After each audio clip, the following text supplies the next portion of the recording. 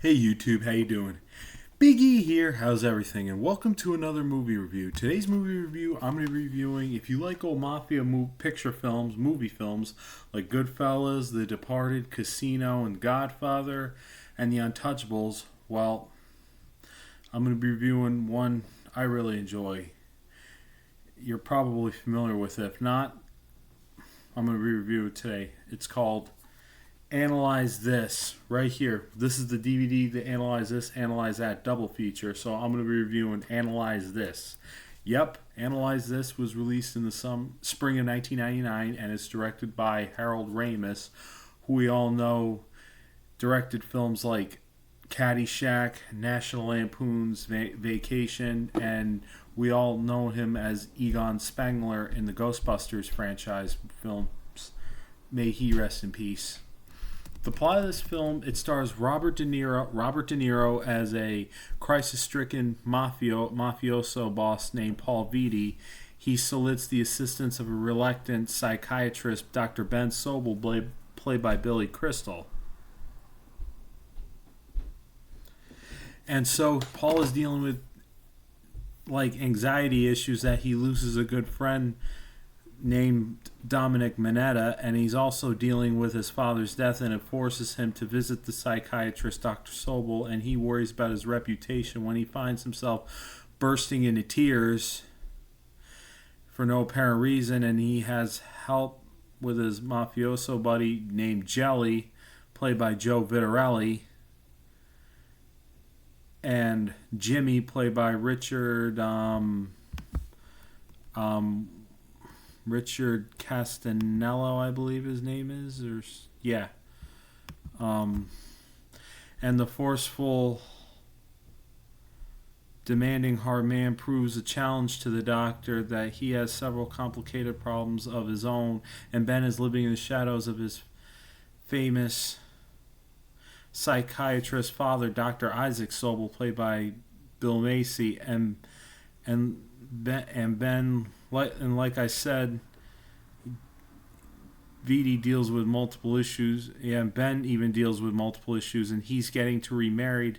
Him and his son, Michael, played by Kyle Sabihy or whatever, they go on a vacation from New York. They go to Miami, Florida for their wedding, and he marries a broadcaster named Laura, played by Lisa Kudrow, who we all know. She played Phoebe Buffay on Friends, and she was still doing Friends at the time. And when Paul and Laura get married, and their wedding is interrupted in Florida, when an assassin tries to kill Paul, and eventually Paul discovers eventually that it was one of his bosses named Primo Sedone, and he's played by Chazz Palminteri, who we all know, who worked with DeNiro in A Bronx Tale. And eventually Paul finds out that Primo and his men killed his friend Dominic, and Paul tries to resolve his deep-seated issues before a big meeting with every major crime family in the U.S., aka Big Apple's Mafia. And on that day of the meeting, Paul had severe emotional breakdowns, and Ben and Laura were ready to get married, at least try to get married again, but Jelly interrupts and is requesting Ben to attend the meeting as Paul's conceding Larry or whatever, console, Yeti, and then eventually Paul grows into his role and ends up offending Primo and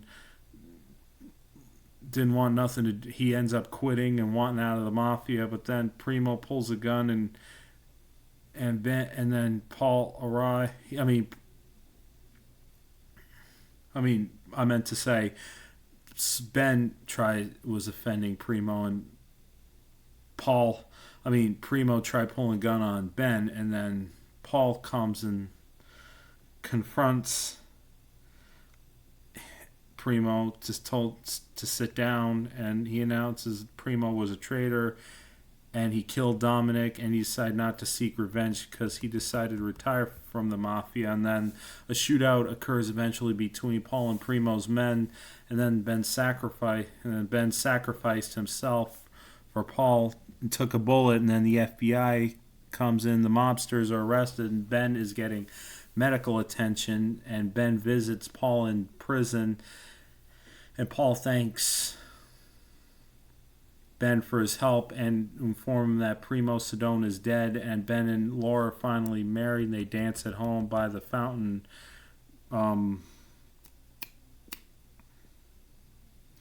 Paul Vitti gave them, and they're dancing to like Tony Bennett's song and everything, and may Tony Bennett rest in peace. And he's big. He was big with New York. Yeah, I give this film 5 out of 5 stars. I think all the actors did a good job. Robert DeNiro did a pretty good job. Billy Crystal did a good job. Lisa Kudrow did a fantastic job. Even Joe Viterell did a good job. Even all the actors did. Harold Ramis did a pretty good job directing this film, and even I love the music in this film. That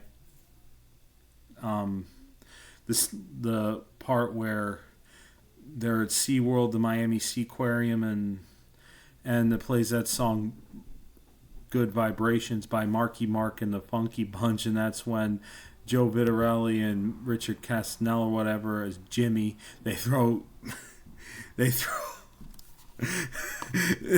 Ben in the shark tank, and people, they're like, "Whoa, Jesus Christ!" And they're like, "That was so funny." Yeah. I give this movie 5. I have nothing else to say except this. Analyze This was pretty good, and there was a sequel that came out 3 years later, in 2002, called Analyze That, and I recommend, if you've never seen Analyze This, I recommend you go check it out right now or whenever you get time.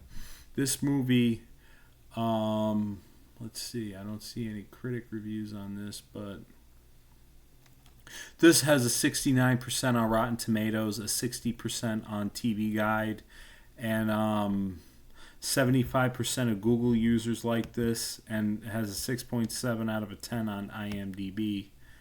And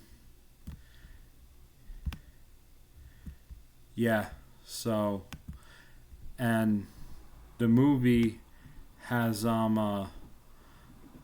had a budget of over $30 million, and it made $176.9 million at the box office. So I strongly recommend Analyze This if you've never seen it before. So check it out when you get time. Also check out the 2002 sequel as well. It's okay. Analyze That.